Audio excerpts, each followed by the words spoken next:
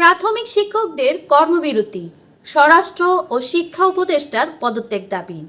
দশম গ্রেডে বেতনসহ ৩ দফা দাবিতে আজ রোববার থেকে সারা দেশের সরকারি প্রাথমিক বিদ্যালয়ে পূর্ণ দিবস কর্মবিরতি পালন করছেন সহকারী শিক্ষকরা।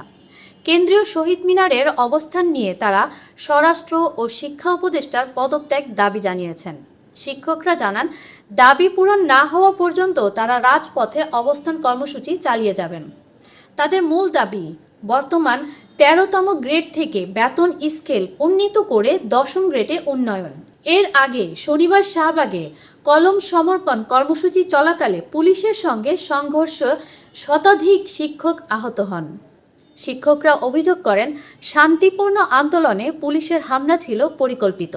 প্রাথমিক শিক্ষক দাবি বাস্তবায়ন পরিষদ এর ব্যানারে আন্দোলনরত শিক্ষকরা জানান, দীর্ঘদিনের বঞ্চনা ও বৈষম্যের অবসান না ঘটলে তারা কর্মসূচি আরও জোরদার করবেন। আহতদের অনেকেই এখনও হাসপাতালে চিকিৎসাধীন রয়েছেন।